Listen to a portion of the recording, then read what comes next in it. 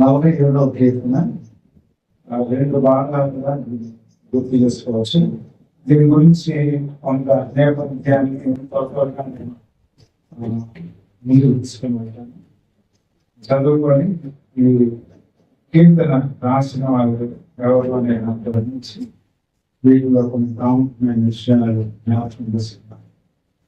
పైన హెడ్డింగ్లో ఉంటే ప్రధాన నాయకుడికి గౌరవ కుమారుడు చేసినది కీర్తన 47వ కీర్తన. సర్వజిల్లాగా చప్పట్ల కొట్టుడి, జయధ్వనులతో దేవుని గురించి ఆర్భాటము చేయుడి. యెహోవా మహోన్నతుడు, భయంకరుడు, ఆయన సర్వభూమికి మహారాజు అయినాడు. ఆయన జనులను అనుభవపరచును, మన పాదముల క్రింద ప్రజలను అనగదొక్కును. తాను ప్రేమించిన యాకోబులకు మరణానికి స్వాస్థ్యంలో ఆయన మన కొరకు ఏర్పాటు చేసి ఉన్నాడు. దేవుడు ఆ భాగంతో ఆరోహణమాయను, గూఢధ్వనితో దేవుని కీర్తించుడి, కీర్తించుడి, మన రాజుని కీర్తించుడి, కీర్తించుడి. దేవుడు సర్వభూమికి రాజై ఉన్నాడు. రమ్యంగా కీర్తనలు పాడు. దేవుడు అన్ని జనులకు రాజై ఉన్నాడు. దేవుడు తన పరిశుద్ధ సింహాసనం మీద ఆసీనుడై ఉన్నాడు. జనుల ప్రధానులు అబ్రహాం యొక్క దేవునికి జనులై కూడుకొని ఉన్నారు. భూనివాసులు ధరించుకుని కేడములు దేవుని మహోన్నతుడు. ప్రభు వాక్యాన్ని దీవించున్నాడు. ఈ కీర్తనలు 150 కీర్తనలో 5 స్కందాలుగా దీన్ని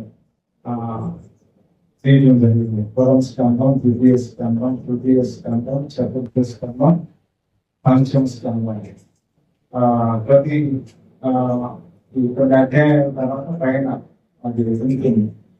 40 వరకు పూర్వ స్కందంగా 40 నుంచి 70 వరకు, అలాగే 70 నుంచి 109 వరకు, 4వది 90 నుంచి 106 వరకు, 5వది 107 నుంచి 150 వరకు. ఇట్లా ఒక స్కందాలుగా కీర్తనాత్మకి పొందుపరచడం జరిగింది. ఇది పౌరులు రచించిన కీర్తనలు దాదాపు 12 ఉన్నాయి. 12లో ఇప్పుడు చదువుకున్న వాటికి 42 నుంచి 49వ కీర్తన వరకు ప్రతి కీర్తన పైన పౌరులు కుమారులు రచించినది అని మనం చూస్తున్నాం. 150 కీర్తనలు, ఈ యొక్క 9 కీర్తనలు, అలాగే 3 కీర్తనలు, మొత్తం 12 కీర్తనలు కుమారులు రచించిన కీర్తనగా ఉంటుంది. వీళ్ళు లేని వంశంలో ఉన్నవాళ్ళు, వీళ్ళు చక్కగా చేసేవాళ్ళు, విద్వాంసులు, వీళ్ళు దేవుని మహిమపరిచిన వారిలో ఉన్న మంచి జనాన్ని మనుషులు లేకపోతే చూడవచ్చు. సరే, ఈ యొక్క దీన్ని కీర్తనని హిందువులుగా ఏమంటారంటే మోర్ అని అంటారు. అంటే కీర్తనలు స్మరించేది, కనపరిచేది అని వీళ్ళకి పేరు. గ్రీకులో సామోస్ అంటే కూడా స్థుతి ప్రశంసాలి అర్థమిస్తూ ఉంటాయి. మనం వెళ్ళేది. కానీ ఈ 45వ కీర్తనలో 2 భాగాలుగా దీన్ని మనం ధ్యానించవచ్చు. ఏంటి అని అంటే 1 నుంచి 4 వచనాల్లో మనం గమనించినట్లయితే సర్వాధికారి దేవుడు ఆయన రాజుని, అంటే సర్వాధికారి రాజు ఆయన్ని మనం ఏం చేయాలంట? నమస్కరించాలా అని అంటారు. 2వది 5 నుంచి మనం కానీ చూస్తే సర్వాధికారి అయిన రాజు యొక్క పరిపాలన. ఒకటేమో సర్వాధికారి అయిన రాజుని మనం ఏం చేయాలి? స్పర్శ చేయాలి, నమస్కరించాలి, ఆయన్ని గణపరచాలి, మహిమపరచాలి. ఎందుకు గణపరచాలా, ఎందుకు మహిమపరచాలా, ఏంటి ఆయనలో ఉన్న ఆ గొప్పతనం అంటే 5వ వచనం నుంచి చెప్తున్నారు. అంటే ఆయన సర్వాధికారి దేవుడు కాబట్టి ఆయన రాజ్య పరిపాలన చేసేవాడు. ఆరాధనలో కూడా ఇలాంటి విషయాలు మనం మనం ధ్యానించడం జరిగింది. దేవుని యొక్క గొప్పతనం, ఆయన సృష్టి ఎలాంటిది అనేది మనం ఆదికాండం 12 అధ్యాయంలో మనం చూస్తే ఆయన ప్రతి దానిని కలుగును కాక అంటే కలిగి అయి ఎంత గొప్ప దేవుడు అనేది మనం దాన్ని బట్టి కూడా అర్థం చేసుకోవచ్చు. సూర్య చంద్రుడు కలుగును కాక అంటే కలిగి, నీరు వేరైపోయి ఆరిన నేల కలుగును కాక అంటే కలిగింది, కింద జలాలని పై జలాల్ని వేరుపరచగా ఆకాశం మధ్యలో స్పేస్ కలిగి నిరాకారంగా ఉంటున్న ఈ భూమిని ఆకారంగా దేవుడు తయారు చేశాడు. ఎందుకు దీన్ని ఇలాగ చేశాడు? గొప్ప దేవుడు, రాజాది రాజు, సర్వాధికారి, సర్వ సృష్టికర్త ఈ భూమిని, నిరాకారంగా ఉన్న ఈ భూమిని ఒక ఆకారాన్ని ఇచ్చి ఒక నివాస యోగ్యంగా చేయడానికి కారణం ఏంటంటే దీన్ని మనకి ఇవ్వటానికి కదా. 6 దినాలు 5 దినాలు సృష్టి అంతటిని ముందు తయారు చేసేసి అంత బాగున్న తర్వాత 6వ దినాన్ని ఎవరు చేశాడు? మనిషిని చేశాడు. తన రూపంలో, తన యొక్క స్వరూపంలో మట్టిలో నుంచి మనం తయారు చేసి ఆనందపడి దీన్ని అంతటికి స్వతంత్రించుకో అని దీన్ని అప్పగించాడు. ఈ యొక్క భూమిని, సమస్తాన్ని. దాన్ని దేవుని యొక్క ఆజ్ఞను అతిక్రమించిన కారణం కాక ఆ యొక్క దేవుని సన్నిధిని, తను ఇచ్చిన అధికారాన్ని, తను ఇచ్చిన పరిశుద్ధతను ఆదాము అవ్వలు 1వ యోహాను పత్రిక 2:16 చెప్పినట్టుగా శరీరాశ, నేత్రాశ, జీవపు దమ్ము అవి మానవుడిలో సాతాను పెట్టిన ప్రలోభాన్ని బట్టి దేవుని కంటే ఏదో అయిపోదామని కమిట్ అవ్వడం వల్ల దేవుడికి దూరం అయిపోయినాడు. కానీ దేవుని యొక్క గొప్పతనాన్ని, తను ఏర్పాటు చేసుకున్న తన జనాంగాన్ని ఆయన ఎన్నడూ కూడా పిలిచిన వాడు కాదు. ఇశ్రాయేలీయులు ప్రత్యేకంగా తన జనాంగాన్ని కాపాడుతూనే వచ్చాడు, తన శేషాన్ని కాపాడుతూ వచ్చాడు. కారణం లోకానికి రక్షకుడు, దేవాది దేవుని మానవుడిగా రావాల్సిన ఆ ప్రణాళికను బట్టి తన జనాంగాన్ని, పవిత్రమైన జనాంగాన్ని, ఏర్పాటు చేస్తున్న జనాంగాన్ని తీసుకుని వస్తానే ఉంటారు, శిక్షిస్తున్నారు, సరి చేస్తా ఉంటున్నారు, చేస్తా ఉంటున్నారు. ఇలాంటి విషయాలన్నింటినీ కూడా ఈ కోరు కుమారుడు ఈ 47వ కీర్తనలో దాన్ని గుర్తు చేస్తా ఉంటున్నాడు. ఎలాంటి దేవుడు అని, ఆయన్ని మనం ఎందుకు వర్షిప్ చేయాలా, ఆయన ఎందుకు నమస్కరించాలా అనేది 1 నుంచి 4 వచనాల్లో మనం చూస్తూ ఉంటాం. సర్వజనులారా చప్పట్లు కొట్టుడి, జయధ్వనులతో దేవుని కూర్చి ఆర్భాటము చేయుడి. రక్షించబడిన మనం కూడా దీన్ని చివరిలో దీన్ని అన్వయించుకోవడానికి మనం చూడొచ్చు. కానీ వాళ్ళ జనాంగంతో, ఇశ్రాయేలు జనాంగంతో, యాకోబు సంతానంతో కౌరవు కుమారులు దేవుని యొక్క ప్రవచన రీతిగా ఈ యొక్క కీర్తన రచించి పాడుతూ ఉంటున్నట్టుగా మనం చూస్తూ ఉంటున్నాం.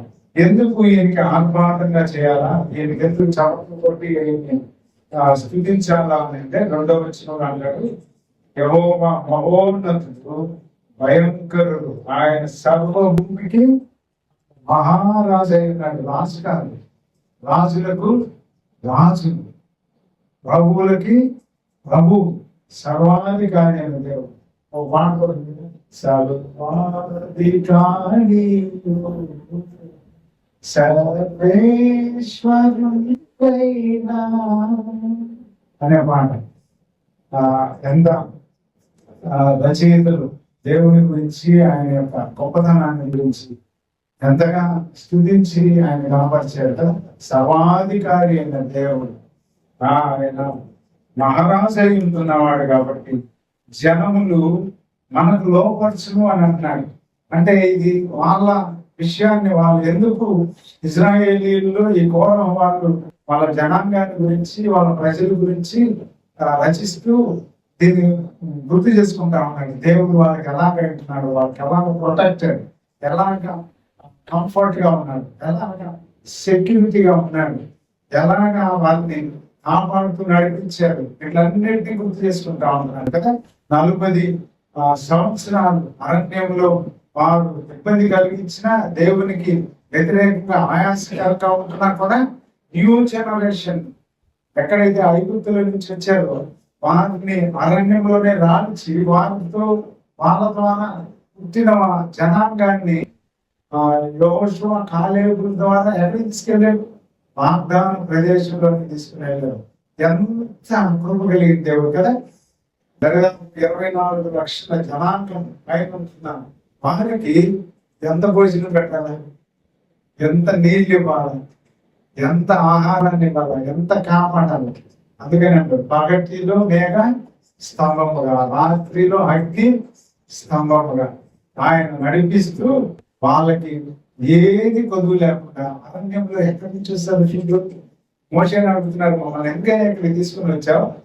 ఆ ప్రశాంతంగా ఐగుప్తులోనే ఉంటే కీరకాయలు, దోసకాయలు వాటిని తినన్నా అక్కడే ఆ బానిస బ్రతుకన్నా బతికేవారు. ఇక్కడికి తీసుకుని వచ్చి ఏం చేయడానికి ఎవరు అదే ఏంటి మా పరిస్థితి అని అంటే మోషే మొరపెట్టుకోగానే ఏం చేశాడు? వారికి ఊరేళ్ళు ఇచ్చాడు. రోజు నాన్ వెజ్ తినలేక వాళ్ళకి ఏమైందంట, పళ్ళలో మాంసం ఇరుక్కుపోయి కాదు వద్దు అన్నంత కాలం వాళ్ళకి ఫుడ్ ఇచ్చాడు. ఎన్ని తల్లులు కావాలి మనకి? ఒక కేజీ ఇస్తే చక్కగా తింటే ఒక కోడి చికెన్ ని ఒక 5-6 మంది తింటాం. ఊరేళ్ళు వాళ్ళ పాలెంలో ఉదయానికి మొత్తం అయ్యే వచ్చి వాళ్ళకి నాని ఆహారంగా డెడికేట్ చేసుకున్నాయంట. రోజు వండుకొని తింటాం, రోజు మన్నా తింటాం. ఎక్కడి నుంచి వస్తారు? ఎన్ని టన్నులు? 24 లక్షల పైచీలు వాళ్ళకి వారిని పోషించిన దేవుడు ఎలాంటి వాడు? మహా భయంకరుడు. అంటే భయంకరుడు అంటే వేరే నెగటివ్ థింకింగ్ కాదు, అంటే అంత గొప్పవాడు, అంత ఇమేజ్ మనం ఇమేజ్ చేయలేని అంత ఆశ్చర్యమైన కార్యాన్ని జరిగించే గొప్ప దేవుడు కదా. ఇలాంటి దేవుడిని మనం ఏం చేయాలంటున్నాడు? వాళ్ళతోటి సర్వజనులారా, ఇశ్రాయేలు వెళ్ళారా, చప్పట్లు కొడదాం, ఆయన్ని కొనియాడదాం, ఆయన కనపరుద్దాం, ఆయన మహింపరుద్దాం అని అంటున్నాడు. దాని తర్వాత జనములను ఏం చేస్తాడంటే ఆయన మహారాజు మనకు లోపరుచును, మన పాదముల క్రింద ప్రజలను అనగలు దొరకనే లేదు. అరణ్యంలో వాళ్ళ మీద అటాక్ చేశారు. అనాలయీయులు వచ్చారు, ఇంకా చుట్టూ ఉంటున్న వాళ్ళు వచ్చారు, ఇశ్రాయేలీయుల మీద యుద్ధం ప్రకటించారు. అమాలేకీయుల్ని పూర్తిగా నాశనం చేయాలి బాబు అని అంటే అమాలేకీయుల్లో ఉంటున్న వాటిని కాపాడేశాడు. తర్వాత సమూయేలు గ్రంథం 15వ అధ్యాయం 1వ పత్రికలో మనం చూస్తే సౌలు కొన్నింటిని దాచిపెట్టాడు. కానీ దేవుడు మోషేకి ఏం సెలవిచ్చాడు తెలుసా? మిమ్మల్ని మీరు అరణ్యంలో నేను మిమ్మల్ని కాపాడుతూ తీసుకొని వస్తుంటే ఫస్ట్ అటాక్ చేసిన వాళ్ళు ఎవరు? అమాలేకీయులు. కాబట్టి వాళ్ళు భూమి మీద ఉండకుండా బొత్తిగా నాశనం చేయమని అంటే శేషాన్ని తీసుకొని వచ్చారు. ఆ శేషమే మేకై కూర్చుంది.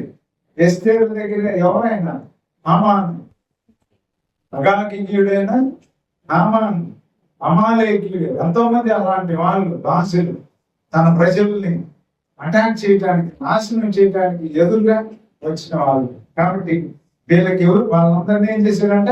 దేవుడు వాళ్ళందరినీ తొలగించేసి వాళ్ళందరినీ జయించి వాగ్దాన దేశంలోకి వాళ్ళకి ఇచ్చాడు, అనంతరం కేసేసాడు. వాళ్ళ మీద అటాక్ చేయకుండా కాపాడాడు. కాబట్టి తాను ప్రేమించిన యాకోబునకు మహాతిశయాస్పదముగా మన స్వాస్థ్యము ఆయన మన కొరకు ఏర్పాటు చేస్తున్నాడు. హిస్ ప్లాన్, గాడ్స్ ప్లాన్ ఎలాంటిది అంటే మన మైండ్కి, మన ఊహకి అందరిది. ఇజ్రాయేలీని కాపాడు నిద్రించడు అని అంటారు.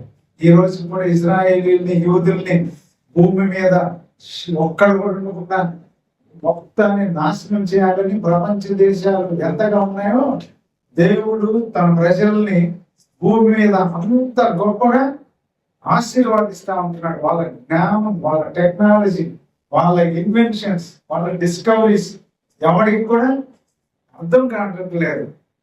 నోబెల్ గ్రహీతలు ప్రపంచంలో ఎవరు ఉన్నారు అంటే అన్నిటిలో యూదులే, యూదా జనాంగమే. సైంటిస్ట్ మొత్తం ఎక్కువ మంది ఉన్న వాళ్ళు ఎవరు అంటే నోబెల్ గ్రహీతలు యూదా జనాంగమే. దేవుడు తన ప్రజల్ని అంతగా హెచ్చించాడు. వాళ్ళ టెక్నాలజీ ఏ ప్రపంచంలో ఏ టెక్నాలజీ పనికిరాదు. ప్రపంచం అంతా వాళ్ళ యొక్క సైన్యం, వాళ్ళ ఇన్ఫార్మెంట్స్ ఎంతున్నారంటే ప్రపంచంలో అంటున్నారు.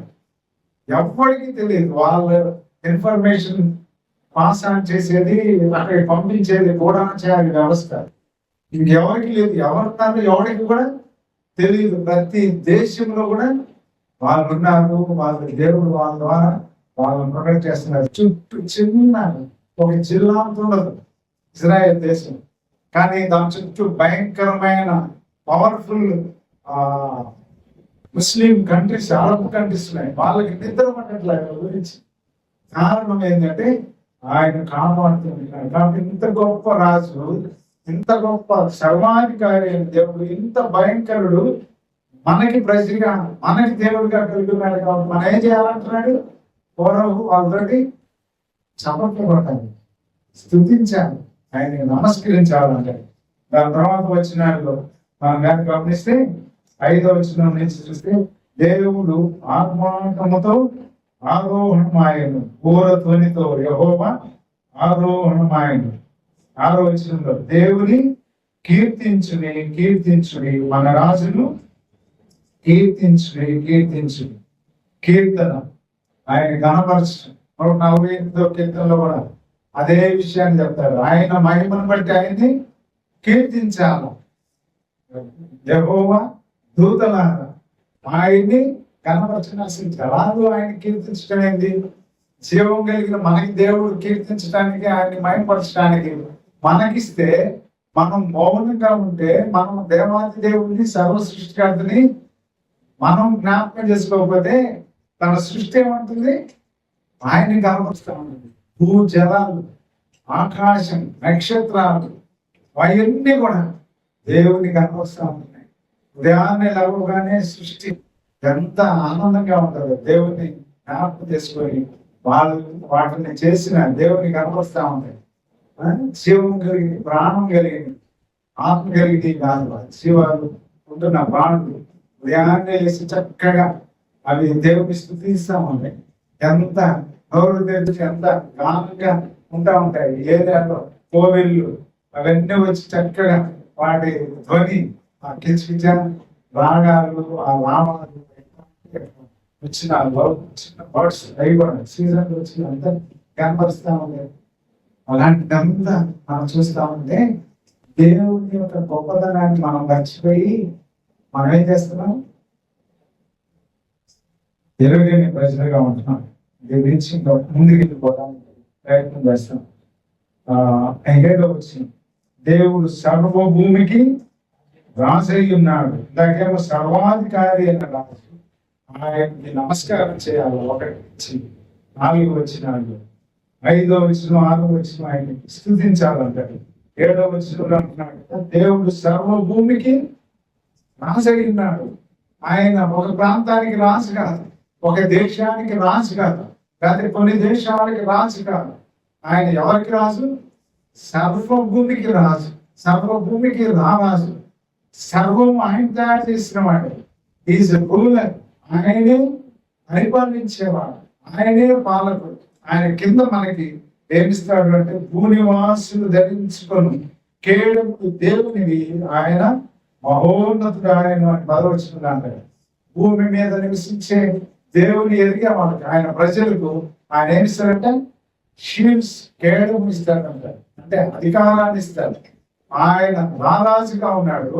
ఆయన ప్రజలు ఆయన రాజ్యంలో మనందరం ఎవరిని పరిపాలించేవాళ్ళం. ఎలాగ పరిపాలిస్తాము అనేది మనం గమనిద్దాం. సరే, 8వ వచనంలో దేవుడు అన్ని జనులకు రాజు అయి ఉన్నాడు. తన ప్రజలకే కాదు, సర్వభూమికి రాజు అయి ఉన్నాడు. అన్ని జనులకు కూడా రాజు అయి ఉన్నాడు. అన్ని జనులు ఇజ్రాయేలీలు కాని వాళ్ళంతా కూడా అన్ని జనాంగమే. మనందరం అన్యులమే, మనందరం వాళ్ళతో సహా పౌరులు కాదు. కానీ అబ్రహాముకి ఇచ్చిన వాగ్దానాన్ని బట్టి దేవుడు మనల్ని ఆ ప్రామిస్ ల్యాండ్ లోకి, ఆయన నిత్య రాజ్యంలోకి, పరలోక రాజ్యంలోకి మనల్ని కూడా, అన్ని జనులమైన మనల్ని కూడా ఆయన ఏం చేస్తానంటున్నాడు? మనల్ని కూడా వారి భాగస్తులుగా చేస్తాను అని అంటున్నాడు. అన్ని జనులకు కూడా ఆయన రాసై ఉన్నాడు అని అంటాడు. కాబట్టి 12వ అధ్యాయం ఆది కాండం 3వ వచనంలో, అలానే యోహాను సువార్త 12:32, అలానే రోమా 4:11, గలతీ 3:7 వచ్చినాడు. వీళ్ళన్నింటిలో కూడా ఆయన అన్ని జనులకు రాసై ఉన్నాడు, ఆయన రక్షకుడై ఉన్నాడు, ప్రభు అయి ఉన్నాడు. అబ్రాహాముకి ఇచ్చిన వాగ్దానాన్ని గుర్తు చేస్తా ఉంటున్నాడు. మనకు కూడా మనల్ని విడిచిపెట్టిన వాడు కాదు దేవుడు. ఆయన అన్యాయస్తులుగా తన ప్రజలతో పాటు మనల్ని కూడా ఏకంగా చేసుకున్నాడు. కాబట్టి అన్ని జనులకు ఎంచున్న మనకు కూడా ఆయన రాజు, దేవుడు తన పరిశుద్ధ ఆశీనుడై ఉన్నాడు. జనముల ప్రధానులు అబ్రహాము యొక్క దేవునికి జనులై కూడుకొని ఉన్నారు అని అన్నాడు. ఇక్కడ ప్రవచనంగా కొన్ని అధ్యాయాలు కూడా ఈ పౌరవు కానీ ఇంకా మిగిలిన వాళ్ళు కూడా రాసినవి మనం చూడొచ్చు. వాటిని కొద్దిగా చూద్దాం. 93వ కీర్తనలో కూడా ఆయన ఎలాంటి వాడు అని ఇక్కడ కూడా చెప్తారు. యెహోవా రాజ్యం చేస్తున్నాడు, ప్రభావమును ఆయన వస్త్రంగా ధరించి ఉన్నాడు. యెహోవా బలం ధరించి బలముతో నడుము కట్టుకొని ఉన్నాడు అని అంటాడు. దాని తర్వాత 95వ అధ్యాయంలో కూడా రండి యెహోవాను గురించి ఉత్సాహధ్వని చేయుదాము, మన రక్షణ దుర్గమును బట్టి సంతోషగానము చేయుదాము, కృతజ్ఞతాస్తుతులతో ఆయన సన్నిధికి చేరుదాము. ఆరాధనలో మనం ఎందుకు ఆరాధన సమయానికి వచ్చి మన ప్రభు బలలో పాల్గొనడానికి కారణమేంటి? కారణం ఆయన మన రక్షకుడు, ఆయన మన ప్రభు, సర్వాధికారి అయిన దేవుడు తమ కుమారుడు మన కొరకు మనల్ని రక్షించడానికి అనేటువంటి మనం రక్షించాడు. అందుకని అంటారు బాప్తిస్మం అనేది మనము స్థానిక సంఘాలు సమాజంలో మనము ఒక సాక్షి ఇవ్వటానికి ఎందుకు బాప్తిస్మం తీసుకుంటాం? కానీ ఆత్మ ద్వారా ప్రేరేపించబడి మనకు మనస్సాక్షిలో ఆయన మారు మనసు దుఃఖాన్ని కలిగజేసినప్పుడు అప్పుడే ఆత్మ సంబంధమైన వారంగా బాప్తిస్మం, ఆత్మీయ జీవితం ఇంటర్నల్ గా మనం మార్పు చెంది ఉంటున్నాం. అది లోకానికి స్థానికంగా మనం జీవించే ఏరియాలో దాన్ని విట్నెస్ ఇవ్వడానికి నేటి బాప్తిస్మం తీసుకుంటా ఉంటున్నాం. కాబట్టి ఈ రెండు కలిగిన మనం ప్రభు ఇంత గొప్ప దేవుడు ఏంటంటేగా ఆయనకి మనం ఆరాధన చేయాలి. ఆయన ఇచ్చిన ఆజ్ఞ ప్రకారం ఆయన శరీర రక్తాలు పాల్పొందటం ఆయన మనకిచ్చిన ఘనత. అలానే 95లో యెహోవా 3వ వచనంలో అంటాడు, యెహోవా ఎలాంటి వాడట? మహాదేవుడు, దేవతలందరికీ పైన మహాత్మ్యం గల మహారాజు, గ్రేట్ గాడ్, గ్రేట్ కింగ్. ఈ రెండింటిలో ఎలాంటి వాడంట? మహాదేవుడు, గ్రేట్ గాడ్, మహాత్మ్యం గల మహారాజు, గ్రేట్ కింగ్. భూ జ్ఞానాల స్థలంలో ఆయన చేతిలో, పర్వత శిఖరంలో ఆయన. యోగు గ్రంథం 38వ అధ్యాయానికి తర్వాత రెలివెంట్ గా చదువుకోండి. దేవుడు ఆమెతోటి ఆయన ఎలాంటి వాడు, ఆయన యోగుతో మాట్లాడిన దేవుడు ఎలాగా ఈ సృష్టిలో భూమిని వాటిని ఎలాగ చేసి కాపాడుతూ ఉంటారో మనం చూడవచ్చు. అక్కడ 99వ వచనం మొదటి వచనంలో అంటే యెహోవా రాజ్యం చేస్తున్నాడు, జనములు వణుకును, ఆయన కెరూబుల మీద ఆసీనుడై ఉన్నాడు, భూమి కదలును. చివరిగా ఇంత చదివిన తర్వాత అలాంటి గొప్ప దేవుడు మనకు అనుగ్రహించబడిన తర్వాత ఇలాంటి దేవుని ద్వారా రక్షించబడిన మనకి ఆయన రాజ్యం చేస్తాను అని అన్నాడు. ఆయన మనల్ని రాజ్య పాలకులుగా, ఆయన మనకి కేడములు ఇచ్చేవాడుగా ఉంటాడు, అంటే పరిపాలకులుగా తన రాజ్యంలో ఉంచేవాడుగా ఉన్నాడు అని అంటారు. ఎవరు ఉంటారు దాంట్లో? ఎవరు దాంట్లో ప్రవేశిస్తారు అంటే ప్రకటన గ్రంథం 20వ అధ్యాయంలో 2 వచనాలు చదువుదామా. 7వ వచనంలో అంటాడు 1000 సంవత్సరములు గడిచిన తర్వాత, అంటే పైన వచనాల్లో ఉంది. ఆయన 4వ వచనంలో 5వ వచనం, ఆ 1000 సంవత్సరములు గడిచే వరకు కడమృతులు గతిలేదు, ఇది మొదటి పునరుద్ధానం. కాబట్టి 1000 సంవత్సరములు క్రీస్తు కూడా రాజ్యం చేస్తాడు. ఎక్కడ రాజ్యం చేస్తాడు? భూమి మీద రాజ్యం చేస్తాడు. నిత్య రాజ్యానికి తీసుకుని వెళ్లే ముందు భూమి మీద ఆయన కేడాలు మనకిచ్చి ఆయన పరిపాలించేవాడుగా ఉన్నాడు. సర్వాధికారి అయిన దేవుడు, సర్వ సృష్టికర్త అయిన దేవుడు.